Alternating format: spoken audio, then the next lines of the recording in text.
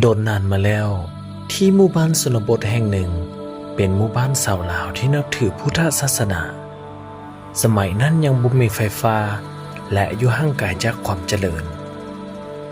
พอตะเวนตกดินฟ้าเริ่มมืดก็จะมีแต่แสงลิบลีจากตะเกียงน้ำมันในเวลากลางคืนเท่านั้น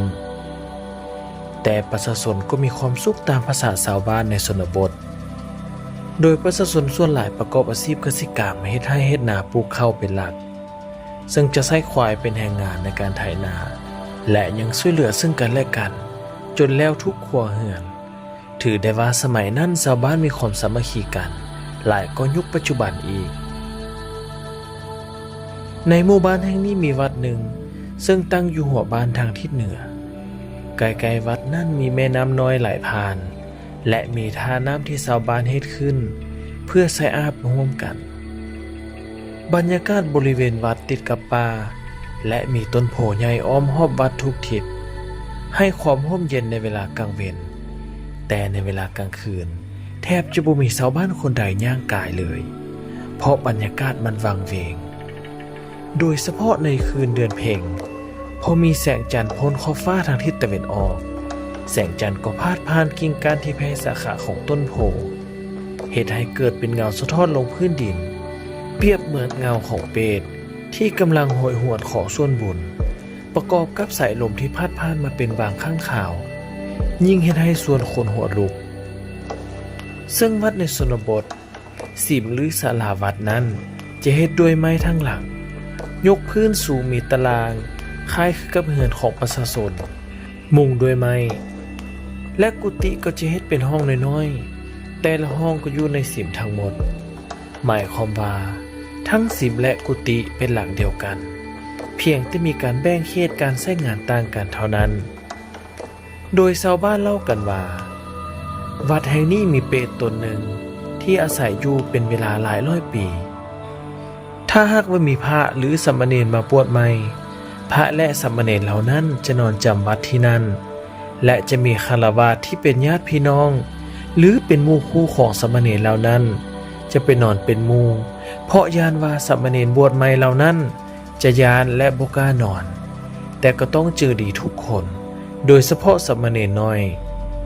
พอตกดึกจะมีผีเปรตตนหนึ่งห้อยหัวมันลงมาจากเทิงหลังคาบางครั้งมันก็ตีกองเพลนอยู่ในวัดบางครั้งมันก็กวนถ้วยกวนบวงดังโคมคามและหลายๆครั้งมันก็จะจ้องเบิ่งบรรดาสามเณรเหล่านั้นนอนถ้าหากมันเห็นว่าตีนของคนเหล่านั้นบ่เพียงกันมันก็จะดึงตีนลงมาให้เท่ากันแล้วไปเบิ่งทางหัวถ้าหากเห็นว่าทางหัวบ่เพียงกันมันก็จะดึงหัวขึ้นเหตุแบบนี้สลับกันไปมาเรื่อยๆทั้งคืนแล้วมันก็หัวออกมาด้วยความมนต์ซืนแต่ด้วยความที่เป็นเด็กน้อยเมื่อนอนหลับแล้วจึงเฮ็ดให้บ่รู้สึกหยังถ้าหากมีไผคนหนึ่งรู้สึกตัวมันก็จะฟ้าวหายตัววับไปทันทีและพอตื่นเช้ามาบรรดาคนเหล่านั้นก็จะเฮ็ดให้เสื้อผ้าหลุดลุยเพราะแห่งดึงของเปรตบางคนก็นอนอยู่นอกมุงบางคนก็ค่อยหัวค่อยตีนสลับกันไปมาด้วยเหตุนี้จึงเฮ็ดให้บ่มีไผกล้าไปนอนวัดดังกล่าวมีแต่พระผู้เฒ่าองค์หนึ่งที่จำวัดอยู่นั่นเป็นเวลาโดนนานโดยท่านรู้เรื่องนี้ดีจนสิ้นและเปรตตนนั้นก็มีความเกรงใจพระองค์นั้นเป็นที่สุดเมื่อท่านไอหรือกระแอมขึ้นเมื่อมันได้ยินเสียงมันก็จะเงียบหายไปเลย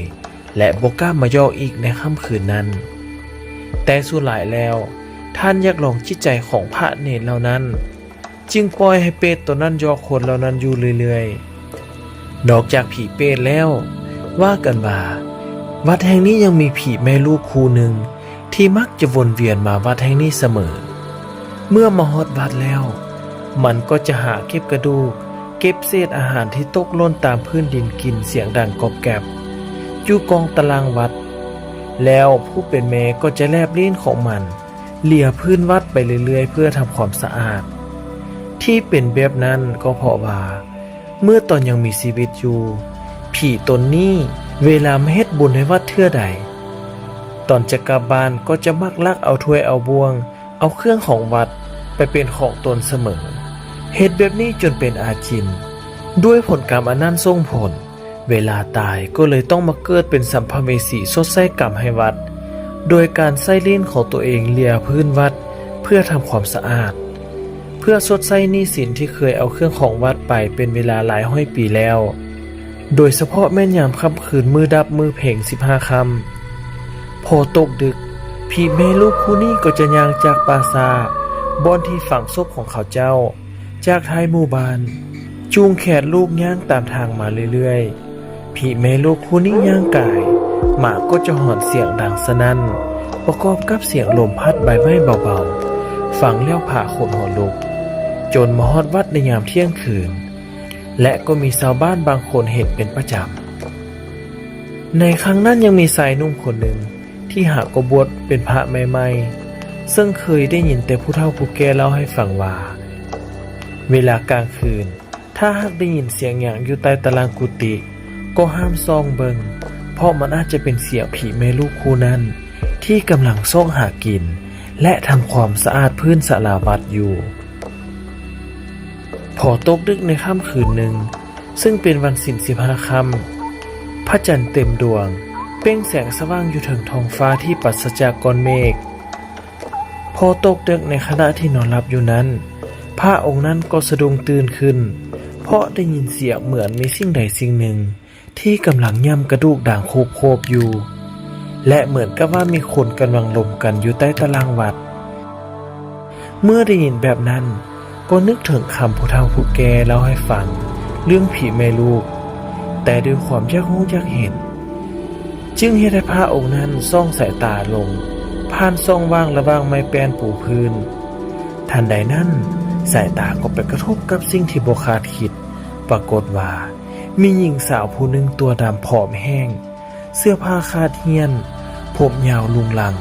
กำลังก้มซอกเก็บกระดูกและเศษอาหารกินอยู่ใต้ตารางวัดบางครั้งมันก็แหงนหน้าขึ้นแล้วใช้ลิ้นยาวของมันเลียพื้นวัดเสียงดังสวดสวดปานงัวเลียกินเกลือเมื่อเป็นดังนั้นผ้าองค์นั้นก็ตัวแข็งทั้งสั้นทั้งเส้นด้วยความย่านกลัวและหีบห่มผ้าปกหัวจนเหื่อไหลไขย่อยนอนอยู่ท่าเดิมทั้งคืนจนแจ้งพอหุ้งเศร้าก็หิบลาสิกขาไปเพราะความย่านกลัวจนการเวลาล่วงเลยไปหลาย10 ปี